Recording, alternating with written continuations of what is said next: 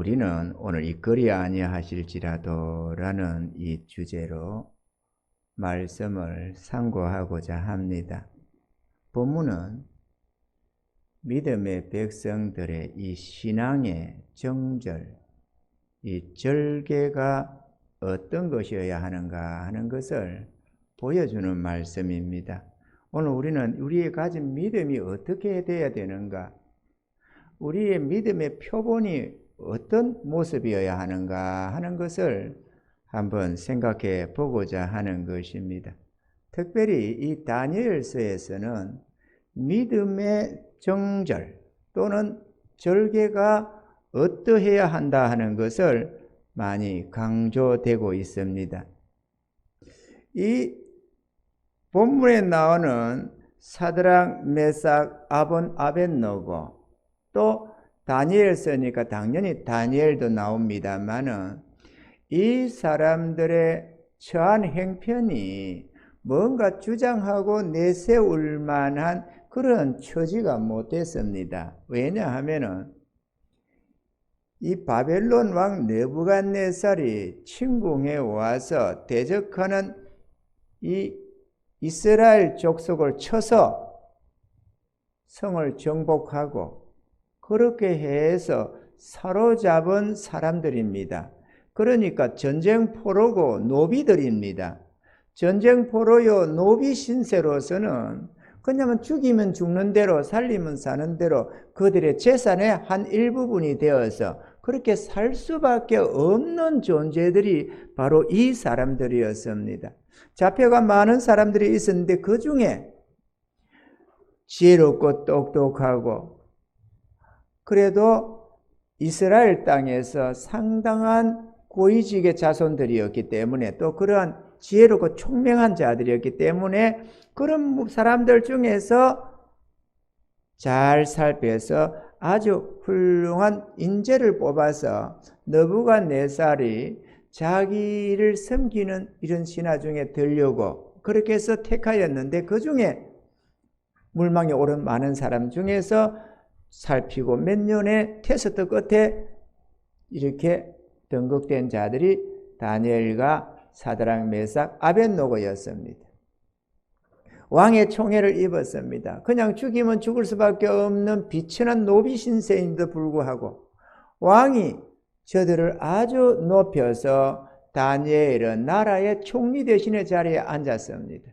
그리고 다니엘의 요청대로 사드락, 메삭, 아벤노고도 왕궁에서 왕을 모시는 신하 중에 들어 있었습니다. 그러면 이방의 포로로 잡혀가서 사는 중에 왕의 은총을 입어가지고 자기 나라 왕도 아닙니다. 이방의 왕, 자기들을 사로잡아간 그 왕의 총애를 입어서 존중이 여김을 받으니 얼마나 그 왕 앞에 충성하는 마음을 가져야 할 것인가 하는 것을 우리가 생각하게 되는 것입니다. 그런데 이 느부갓네살이 바벨론도 두라 평지에 금으로 신상을 세웠습니다. 얼마나 나라에 이 부강함이 뛰어났는지 금으로 신상을 세웠는데 높이가 27m였습니다. 넓이가 2.7m. 넓이 2.7m에 높이 27m에 거대한 금덩어리, 금 신상을 만들었습니다. 이해가 되죠? 얼마나 클까? 뭐 이런 정도면 해도 몇 메다 안 되겠구만은 27m 온 뚜라 평지에 세웠으니까 사방에서 들어봐도 덩그렇게 금으로 찬란하게 빛이 나서 태양이 떠오르면 번쩍 번쩍 번쩍 황금으로 그렇게 금신상을 만들었습니다. 그리고 나라의 모든 재무관, 재판관, 도백들, 뭐들, 방백들 다 불러가지고 악기가 울려 퍼지면 모두가 그 신상 앞에 엎드려 절을 하라고 했습니다. 왕이 명령하기를. 만약에 이 명령을 거역하면 옆에 펄펄 끓는 풀무불이 있었는데 여기 다 잡아 여버리겠다는 겁니다. 드디어 오늘 말씀처럼 나팔과 피리와 수금과 사면금과 양금과 생황과 및 모든 악기 소리가 들리니까 모든 사람들이 그 앞에 절을 했습니다. 그런데 그 어마어마한 제국의 모든 신하들이 다 엎드려 절을 하는데 포로로 잡혀왔다가 은총을 입어서 왕궁에서 모시고 있는 이 세 사람, 사드락, 메삭, 아벳노고가 절을 안 하고 서 있는 거예요. 여러분, 섞여서 많은 무리 중에 있으면서 자기 신앙의 절기를 지키는 것은 쉽습니다. 그런데 그 모든 사람이 왕의 추상 같은 명령 속에서 지금 죽여버린다고, 불에 태워버린다고, 던져버린다고 하는 속에서 절을 하는데 모든 평야에 수많은 군집했던 모든 대소신하들이 다 엎드려 절을 하는데 세 사람만 멀뚱히 서 있는 겁니다. 당연히 대적들이 있으니까 시기한 자들은 있었겠지 않겠어요? 왜냐? 포로로 잡혀온 노비 신세에서 올라온 자 아닙니까? 우리가 같은 어떤 노벨 속에서 올라간 사람은 별로 시기를 안 합니다만은 뭐 저런 것들 하나 멸시하는 자들이 높이 올라가면 시기가 크게 달해지는 법이거든요. 뭐 그래 안 해도 똑같게 보이겠는데 이것들이 가나 왕의 명령을 어기고 절을 안 하는 겁니다. 그래서 당장 가서 신고를 해버렸습니다. 왕이요, 왕이 명령을 내려서 이렇게 해서 절을 안 하면 풀무에 집어연다고 했지 않습니까? 맞다. 근데 저 왕이 총애를 입은 다니엘, 사드락, 메삭, 아벳노고가 절을 안 합니다. 이랬다는 거죠. 근데 잡아와라. 그 잡아왔습니다. 뭐 워낙 사람이 많으니까 그 뭐 한 두세 사람 절을 안 하는 거 왕이 보일 수는 없지만 신고가 들어왔습니다. 잡아왔습니다. 잡아와서 너희가 짐짓 그랬느냐? 그러나 이제라도 다시 한번 기회를 줄 테니까 해라. 총애를 안 입었으면 저 집어여라. 이러면 끝나는데 왕의 명령을 어긴 거 아니에요. 이거는 뭐 좀 잘못했다가 아니라 왕의 직접 내린 명령을 거역했다 그거예요. 그러면 얼마나 분노하겠습니까? 그래서 오늘 느부갓네살 왕이 노하고 분하여라고 되어 있습니다. 노하고 분하면 집어열 텐데 그래도 다니엘을 생각하고 사드락, 메삭, 아벳노고를 귀하게 여겨서 다시 한번 기회를 주면서 절을 하라는 겁니다. 거기에 대해서 오늘 말씀이 이렇습니다. 14절에 보니까 느부갓네살이 그들에게 물어가로되 사드락, 메삭, 아벳노고야 너희가 내 신을 섬기지 아니하면 내가 세운 금신상에게 절하지 아니하니 짐짓 그리하였느냐. 이제라도 너희가 예비하였다가 언제든지 나팔과 피리와 수금과 사면금과 양금과 생황과 및 악기 소리를 듣거든 내가 만든 신상 앞에 엎드려 절하면 좋거니와 너희가 만일 절하지 아니하면 즉시 너희를 극렬히 타는 풀무 가운데 던져 넣을 것이니 능히 너희를 내 손에서 건져낼 신이 어떤 신이겠느냐. 너희가 신을 믿는다고 생각하고 신앙의 절개를 지킨답시고 내 신 앞에 절을 안 하는데 과연 너희를 내 손에서 건져낼 신이 누구겠느냐 이랬습니다. 그러니까 여러분 사드락, 메삭, 아벳노고의 답을 한번 들어보세요. 사드락과 메삭과 아벳노고가 왕에게 대답하여 가로되 느부갓네살이여 우리가 이 일에 대하여 왕에게 대답할 필요가 없나이다. 만일 그럴 것이면 왕이여 우리가 섬기는 우리 하나님이 우리를 극렬히 타는 풀무 가운데서 능히 건져내시겠고 다시 말하면 왕이 우리를 풀무가에 집어넣는다고 한다면은 우리 섬기는 하나님 우리를 능히 그 풀무 가운데 건져내실 수가 있겠고 왕의 손에서도 그 두렵다지만 온 천하가 벌벌 떠는 왕이지만 왕의 손에서도 우리를 건져낼 수 있습니다. 건져내실 것입니다. 그런데 그리 아니하실지라도 그런 능력의 하나님이시지만 그리 아니하실지라도 왕이여 우리가 왕의 신들을 섬기기도 아니하고 왕이 세우신 금신상에게 절하지도 아니할 줄을 아옵소서. 우리 하나님이 나를 돌봐주지 아니하셔도 그래서 우리가 저 풀무불에 들어가서 태움을 당할지라도 우리는 왕의 신 앞에 절하지 아니할 것입니다. 우상 앞에 절하지 아니할 것입니다. 그렇게 했습니다. 그런데 왕이 얼마나 대노했습니까? 여러분, 배신당하면 더 분노가 치미는 겁니다. 그렇게 총애를 하고 다시 한번 기회를 주면서 그 수많은 신하들 앞에 얼굴이 좀 깎이는데도 불구하고, 그럼에도 불구하고 기회를 줬더니만은 대답하는 돌아오는 말이 너무나 교만방자한 말로 들리는 겁니다. 그래서 저놈들을 잡아서 쳐넣어라 그랬습니다. 있는 모습 그대로 꼭 묶고 포박을 해서 끌고 들어갔습니다. 용맹이 있는 군사 셋이가 한 사람씩 밀고 들어갔습니다. 당연히 앞에서 끌고는 안 갔을 겁니다. 앞에 풀무가 있으니까. 어마어마한 풀무가 끌고 있고 그 위에 이렇게 불순종하는 놈들은 다 집어여야 되니까. 왜냐하면 바벨론의 127도 얼마나 세계 여러 나라와 민족들이 사는지 모르거든요. 그런 속에서 제각각의 수천수만의 신들을 섬긴다는 자들이 거기 있는데 왕 앞에 복종하려고 하면 안 할 존재도 있을 수 있습니다. 그래서 이 화행을 시키기 위해서 이렇게 끌고 가서 집어 던져버려서 엿을 수 있도록 이렇게 만들어 놨던 겁니다. 거기에 세 사람을 끌고 들어가는데, 끌고 들어가면 지가 앞장서면 큰일 나니까 뒤에서 밀고 들어가서라 나는 생각합니다. 그죠? 어느 바보가 유황불 같은 불이 벌벌 끓는데 여기서 끌고 이렇게 올 사람 뭐지? 지가 죽으려고 밀고 들어갔겠지. 뒤에서 아이고 뜨거워 이러면서. 왕의 명력이 워낙 겁나니까 그 전 세계를 호령하는 왕이었어요. 그러니 얼마나 두렵습니까? 복종해서 밀고 밀어였는다고 어떻게든 밀어였는데, 밀어였기는 였는데 자기들이 타서 죽어버렸습니다. 미는 사람들이 3명이 다 죽어버렸어요. 그런데 3명이 딱 떨어졌는데 보니까 멀쩡하게 이게 풀어져서 포박됐던 것도 풀어졌고, 거기에 하나님의 아들 같은 신이 하나가 있으면서 3명을 떨어뜨렸는데 4명이 풀무까지 걸어 다니는 거예요. 얼마나 큰 풀무를 만들어 놨던지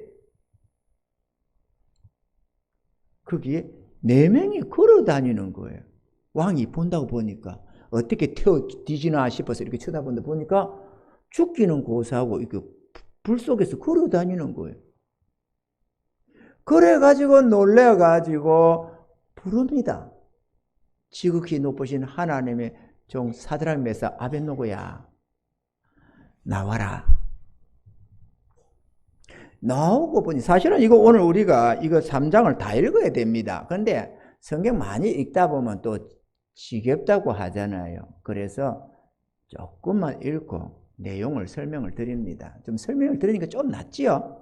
읽는 것보다는? 그렇답니다. 누가. 그래가지고 불러냈더니만은 딱 보니까 고깃빛도 안 변하고, 그러니까는 옷 하나 안 타고 머리카락도 하나 안 탔다는 거예요. 그리고 불탄 냄새도 없더랍니다. 이거는 완전 불 속에 들어갔는지 무슨 불 그림 속에 들어갔다 나왔는지 어쨌든 하나도 불하고는 상관이 없이 전혀 머리카락도 하나 안 태웠다라는 거예요. 그래가지고 느부갓네살이 이렇게 말합니다. 우리가 한번 읽어볼까요? 재밌게. 24절부터 한번 읽어봅시다. 3장 24절부터. 여기 띄워 좀 주세요. 여러분은 책을 볼 필요가 없습니다. 우리는 이 좋은 장치가 있으니까. 시작. 한번 띄워보세요. 잘 안 돼요? 옳지. 24절부터 때에 느부갓네살 왕이 놀라 급히 일어나서 모사들에게 물어가로되 우리가 결박하여 불 가운데 던진 자는 3사람이 아니었느냐? 그들이 왕에게 대답하여 가로되 왕이 옳소이다. 왕이 또 말하여 가로되 내가 보니 결박되지 아니한 4사람이 불 가운데로 다니는데 상하지도 아니하였고 그 넷째의 모양은 신들의 아들과 같도다 하고, 느부갓네살이 긍휼히 타고 풀무 아구 가까이 가서 불러 가로되 지극히 높으신 하나님의 종 사드락 메삭 아벳노고야, 나와서 이리로 오라 하매 사드락과 메삭과 아벳노고가 불 가운데서 나온지라. 방백과 수령과 도백과 왕의 모사들이 모여 이 사람들을 본적 불이 능히 그 몸을 해하지 못하였고 머리털도 거스르지 아니하였고 고깃빛도 변하지 아니하였고 불탄 냄새도 없었더라. 여러분, 고위 간직 3명이 불 속에 떨어졌습니다. 거역하다가. 그 모인 얼마나 많은 사람들이 그걸 지켜봤겠어요. 얼마나 많은 사람들이. 그런데 살아났습니다. 얼마나 놀라웠겠어요. 그 다음에는. 그런데 28절에 보니까 느부갓네살이 말하여 가로되 사드락과 메삭과 아벳노고의 하나님을 찬송할지로다. 그가 그 사자를 보내사 자기를 의뢰하고 그 몸을 버려서 왕의 명을 거역하고 그 하나님 밖에 다른 신을 섬기지 아니하며 그에게 절하지 아니한 종들을 구원하셨도다. 그러므로 내가 이제 조서를 내려놓으니 각 백성과 각 나라와 각 방언하는 자가 무릇 사드락과 메삭과 아벳노고의 하나님께 설만히 말하거든 그 몸을 쪼개고 그 집으로 걸음터를 삼을지니 이는 이와 이같이 사람을 구원할 다른 신이 없음이니라 하고 왕이 드디어 사드락과 메삭과 아벳노고를 바벨론도에서 더욱 높이니라. 할렐루야. 신앙의 절개입니다.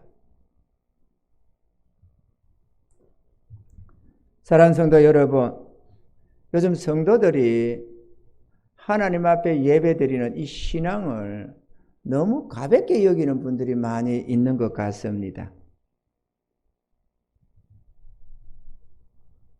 내가 뭐 대단한 믿음을 가졌다고 이렇게 생각하면서 자신의 믿음을 가볍게 여기는 것 같은데, 여러분, 믿음이라는 것은 크든 작든 소중한 것입니다. 금이 이따만한 금덩어리만 소중한 게 아니고 금이라는 것은 요거만한 것도 소중한 것입니다. 아멘입니까? 금이라는 것은 아무렇게나 처리되던져 버리고 아무렇게나 취급할 종류가 아닙니다. 그런데 믿음을 금 같은 믿음이라고 표현을 합니다.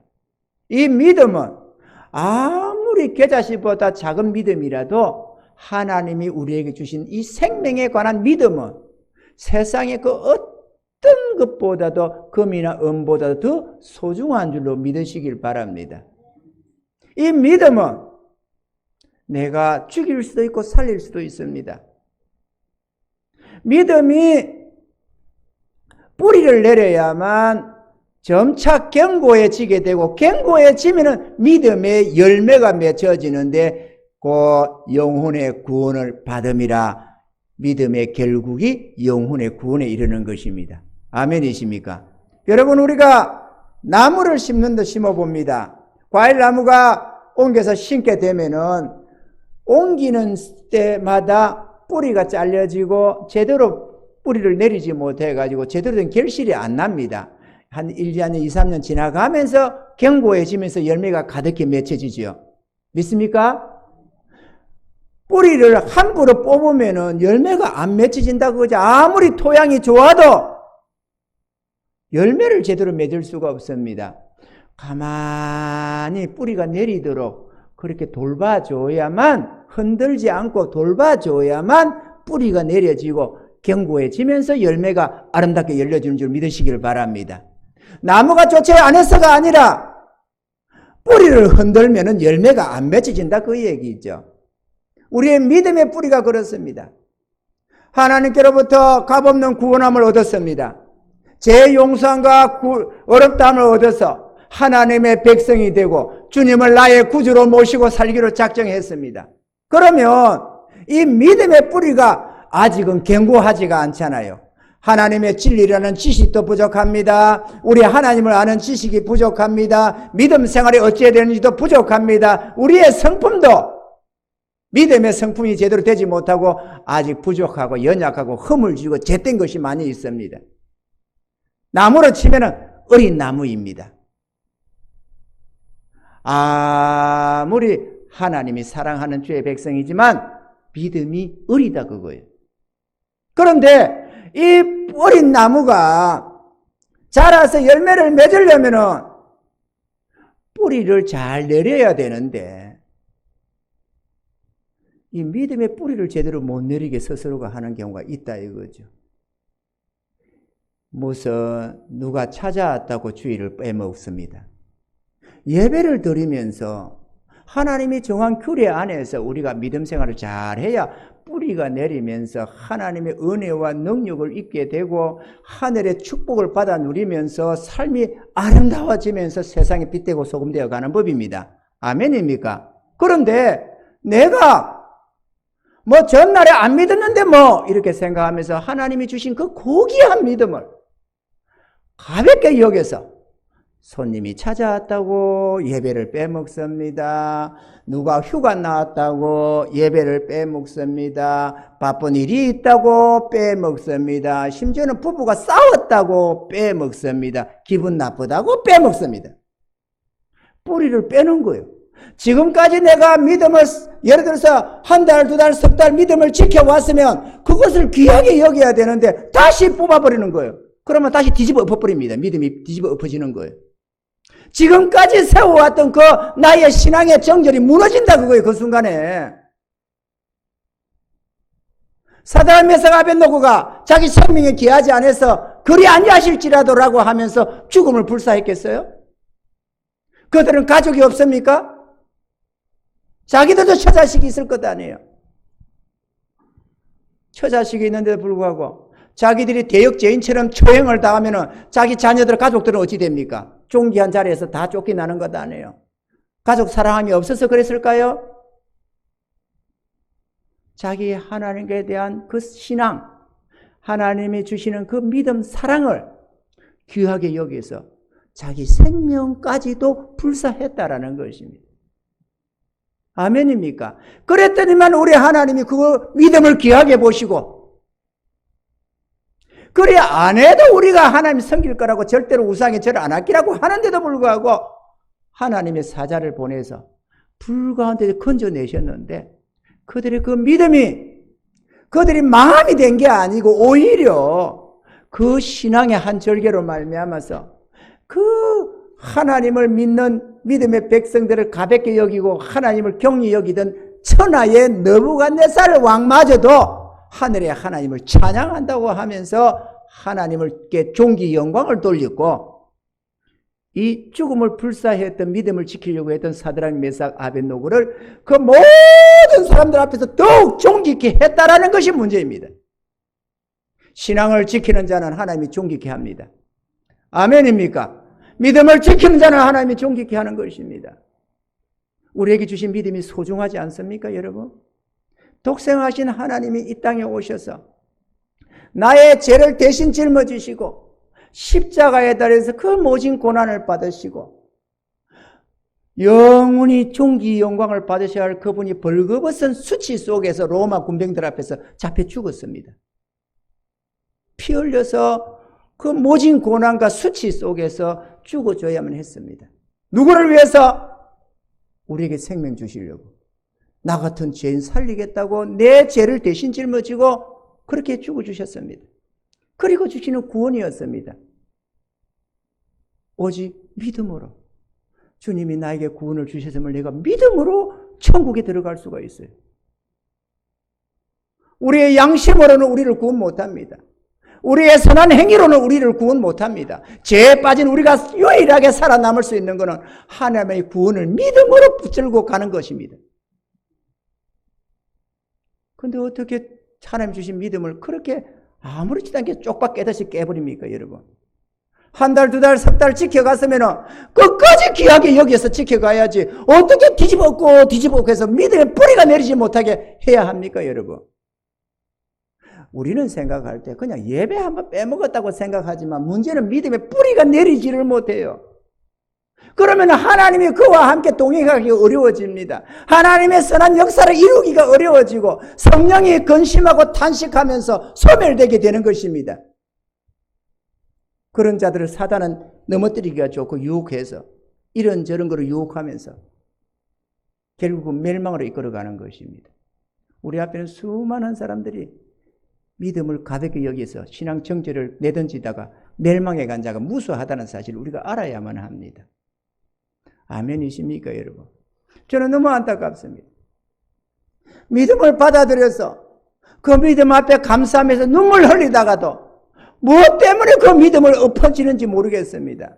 왜 그 믿음을 경하게 여겨서 하나님께 마땅히 드려야 할 예배를 빼먹는지 나는 모르겠습니다. 그 순간에 믿음의 양심이 더러워지는 거예요. 그냥 이유를 달아서 나는 그래서 그런다고 하지만 실상에서 믿음의 양심이 더러워지는 거예요. 여러분, 사람이 남자든 여자든 결혼한 사람이 간음을 하는 게, 바람을 피우는 게 처음에 한 번 할 때가 어렵답니다. 한 번 바람 피우고 나면 어차피 바람 피운 거 2번 피우면 어떻고 3번 피우면 어떻고 10번 피우면 어떻습니까? 그 다음에는 아무렇지 않게 느껴지기 시작하는 거예요. 도둑질을 처음 할 때 가슴이 두근두근 거리는 것이지 한 번 하고 2번 하면 습관이 되게 되어 있습니다. 우리 하나님 앞에 우리의 믿음의 정절을 지키느냐 안 지키느냐, 이것도 내가 믿기로 작정했으면 그때부터 쭉 지켜가야지. 내가 한 번 없고 2번 없고 3번 없고 4번 없다 보면 아무렇지도 않게 뒤집어 엎는 겁니다. 그렇게 신앙생활 10년 해보십시오. 제대로 된 믿음이 되는가 안 되는가. 50년을 하면 믿음이 제대로 생기겠습니까?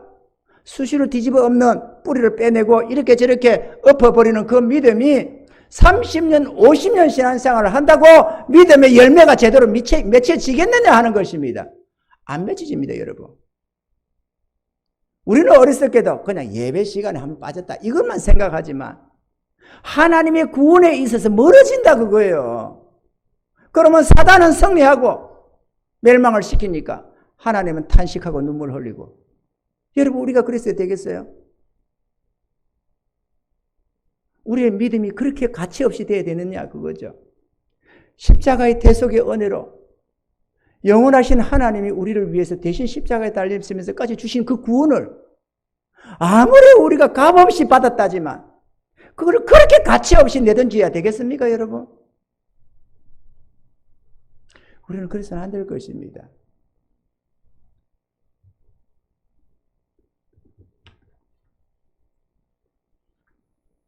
제가요, 지난주에요, 제가 이 본문을 기도하면서 봤습니다. 주님이 주시는 대로. 본문 하나를 챘습니다. 오늘 저녁 말씀, 표대, 삶의 표대라는 본문을 주셔서 하나 잡았습니다. 근데 한 편이 더 있어야 되잖아요. 주님, 뭘 전할까요? 뭘 전할까요? 이 기도를 하는데, 기도 속에 그거를 뭘 전할까요 하면서 그걸 묻고 있는가를 이런저런 밤에 철야 기도를 하고 있는데 주님이 그랬습니다. 그리 아니하실지라도 이거를 말씀을 하십니다. 그리 아니하실지라도.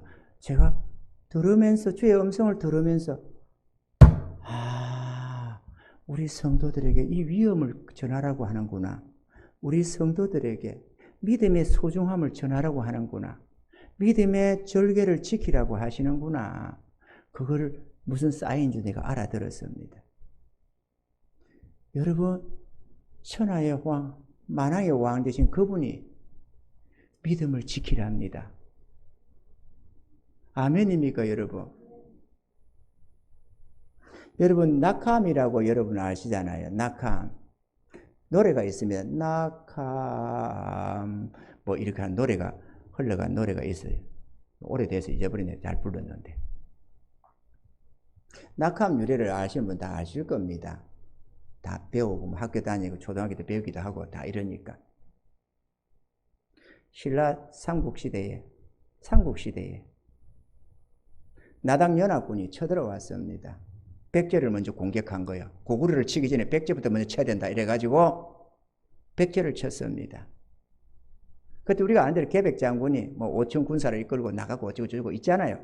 결사항전하겠다고 자기 가족들 다 죽이고 나 놓고 가면은 가족들 아니 때문에 저 포로를 잡히면 어찌 될 거고 뭐 할 거고 이런 걱정 때문에 가족들 생각해서 자기가 죽기 살기로 못 싸울까 봐 자기 가족들을 다 죽이고 갔습니다. 그렇게 싸웠는데 중과부적으로 패하고 말았습니다. 그 백제 마정왕 의자왕이 백제가 다 패망했습니다. 그때 왕궁에 있던 궁녀 3,000명이 이제 나라가 망하니까 나당 연합군 군사들에게 성의 놀이기가 될 것 아니에요. 궁녀들이 반반하고. 그러면 그게 뭐냐? 그래도 왕실에서 왕을 섬기던 우리들인데 나라가 망하게 되었고 적군에게 놀이개로 전락하느니 차라리 죽자. 그렇게 해서 하나뿐인 자기 생명을 백마강 바위 위에서 떨어뜨려 다 죽었습니다. 이 떨어지는데 그 떨어지는 모습이 멀리서 보니까 꽃 한 송이가 이렇게 떨어지는 것처럼 이렇게 떨어지더라는 거죠. 그래서 떨어질라 꽃화 바이암 이래서 낙하암이라고 하는 거예요. 들리는 모양은 소리는 좋지요, 낙하암. 그런데 한 임금을 향해서 한 나라를 향해서도 그 절개를 정절을 지키고 절개를 지키겠다고 젊은 날에 자기 생명들을 던졌습니다. 그래서 오늘까지 우리 민족의 하나의 민족의 얼처럼 우리가 그걸 귀하게 여기는 거예요. 아멘입니까? 아니 저것들은 자기 생명을 저렇게 귀하게 여기지 않고 하찮게 집어 던졌나? 이렇게 생각하는 게 아니라 신앙의 이 정절의 중요함을 우리가 일깨우면서 귀감으로 삼고 우리가 배운다 그거예요. 아멘이죠? 사육신이 있습니다. 뭐 잘 아는 거죠. 6명, 여러 명이 있었습니다만은 신앙의 절개를 지켜서 단종을 자기 인군으로 여겨서 세조가 등격할 때 그걸 반대해가지고 끝끝내 반대하다가 참수당한, 참수가 아닙니다. 찢어 죽이고 뭐 하고 다 죽였습니다. 사육신이라고 목숨을 죽을 사자를 써서 죽음을 불사한 6신하 사육신이 있습니다. 뿐만 아닙니다. 우리가 시조를 우리가 배우다 보니까 이런 시조가 있잖아요. 이방은이가 고려 말 정몽주 이를 회유하려고 누굽니까? 태조 이성계가 등극하려고 하면서 이성계의 아들 이방은이가 이 정몽주를 회유하려고 부른 시조가 하여가입니다. 하여가 잘 알죠? 이런들 어떠하리 저런들 어떠하리 만수산 더렁치기 얽혀진들 어떠하리 우리도 이같이 얽혀 백년까지 누리리라.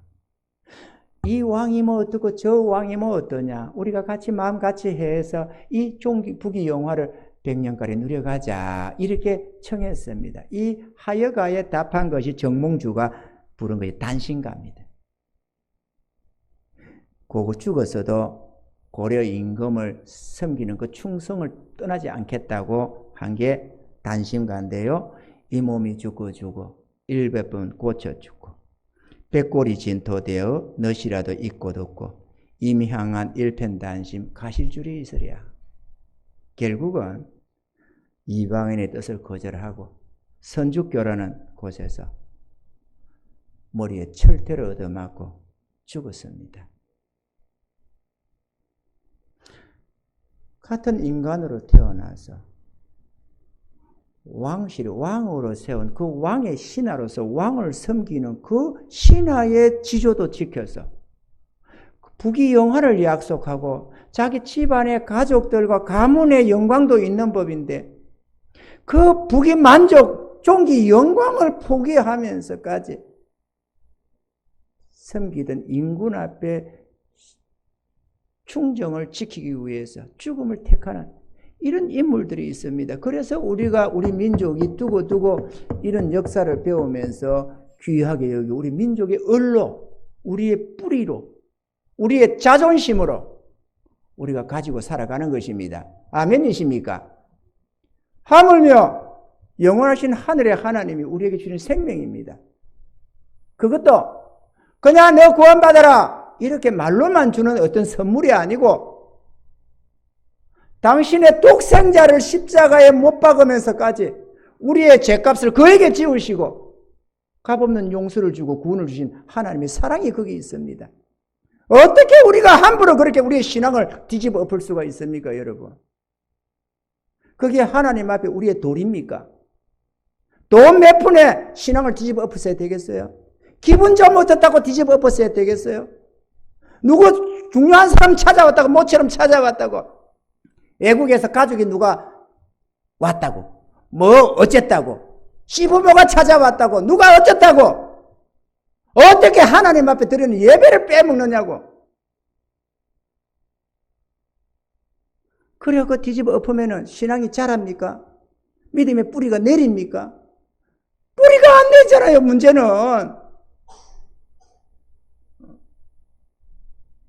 그래서 전능하신 하나님의 기쁨이 되지 못하고 항상 하나님의 근심거리가 되고 걱정거리가 되고 믿음의 담력을 얻지 못하니까 하나님의 기적과 이적이 내 삶에 역사되지 못하고 하나님의 무한한 축복을 내가 걷어차면서 어처구니도 없게도 하나님 없는 인생을 살려고 하는 거 아니에요. 내 노력을 먹고 살겠다고. 전능하신 이가 돕겠다고 두 팔을 벌리고 있지만 그 하나님의 무한한 능력과 지혜와 그 은혜들을 내팽개치면서 내 홀로 살아 먹고 살겠다고. 내가 노력해서 먹고 살겠다고.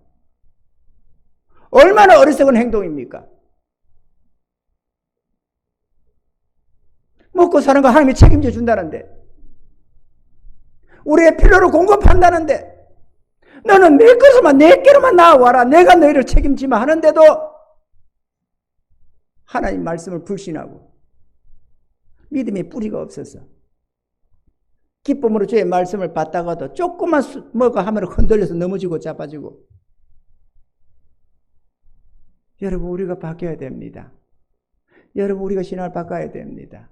제가 아는 한 분 목사님이 있습니다. 그분은 옛날에 우리나라에 메리아스 하면 쌍방울 메리아스, 태창 메리아스 이 두 가지 종류였어요. 이분이 쌍방울 메리아스의 창업 멤버 같은 비슷한 사람이었습니다.